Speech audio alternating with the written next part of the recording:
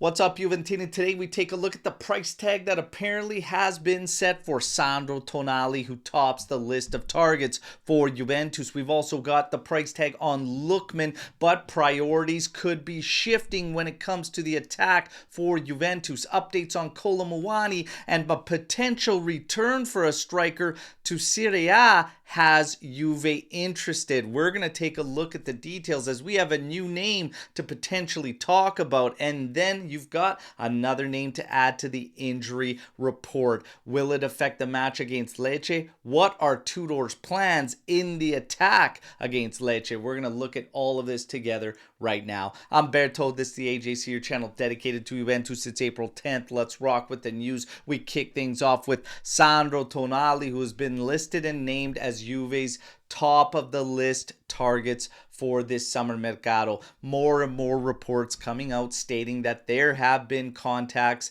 and Juve is working behind the scenes to try and see what it would take. Obviously, they're banking on Champions League qualification, but they are inquiring. Apparently, the price tag has been set for Tonali, and it is between 70 and 80 million euros that Newcastle would want to see for the Italian midfielder. Again, all we can do is hurry up and wait and let's see. But I mean, it seems pretty unanimous across the board for Juventini. We would love to see Sandro Tonali join the club. Now, as far as the attack goes, we've got a price tag on one of our forward targets, and that is Lookman.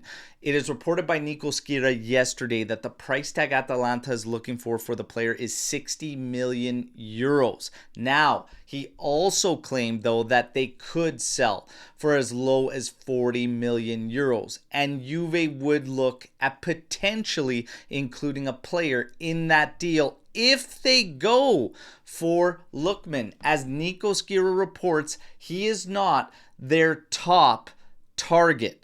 All right, so that was a key there. Lookman is not high up on the target list for the attackers. It's been long named that it's Victor Osimhen. Now, another player that has been brought up in the media is Retegui, who is in that list of attackers we are interested in, but always was put to the back of the bus, so to speak. Now, apparently, media is claiming, and this is from Tutto Juve, that he is actually much higher on the target list than the media is portraying, and that Juve is actively looking and has him higher up the ranks to bring in this summer.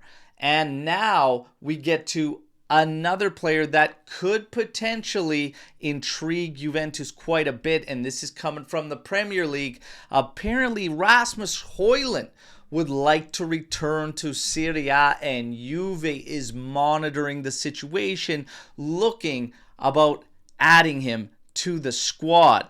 Højlund obviously struggling this season in league play, 26 appearances, has 3 goals, no assists. In Europa, though, is doing quite well in 10 appearances, 5 goals, 2 assists. Obviously, he left Atalanta on a big money transfer to the squad, and it's been 1 year where fans at Man United really liked him, wanted to keep him, liked what they saw, but this season has been pretty rough for Højlund. How do you feel about him being a target that intrigues Juventus? Hit me in the comments. Now, when it comes to Kolo Muani, listen, Vega, Conceição, and Kolo Muani, it's like we're on a carousel. Okay, one day they are out, the next day Juve wants to retain. That is what's happening with Kolo Muani, as today the reports suggest everything is still in line with the original plans that Giuntoli had to try and keep Kolo Muani by adding another year of loan and then having the obligation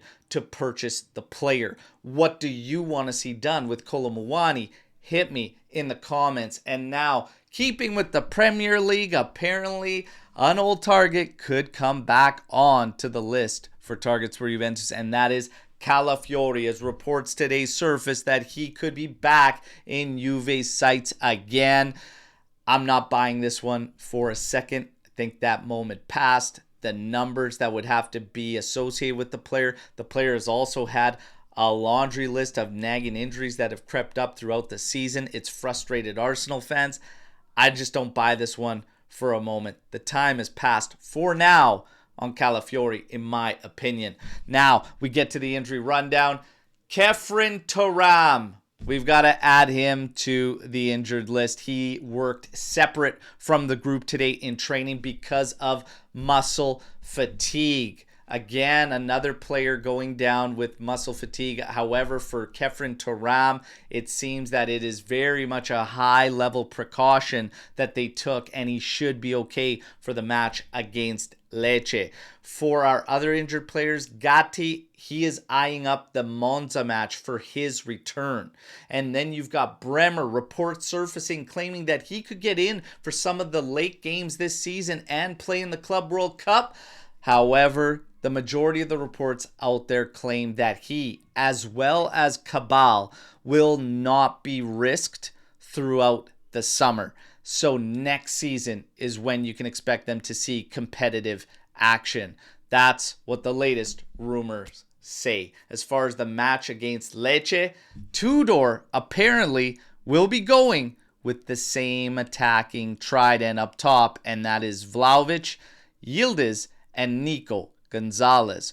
What do you think about that? What would you like to see change? Hit me in the comments as we wrap up the news break right there. You know the drill, everybody. Like the video, subscribe to the channel, join our AJC army, stay in the loop on everything around La Vecchia Signora, and let's mix it up in the comments, my absolute favorite part. Until tomorrow's edition, as always, Fino alla fine, Forza Juventus. Ciao tutti.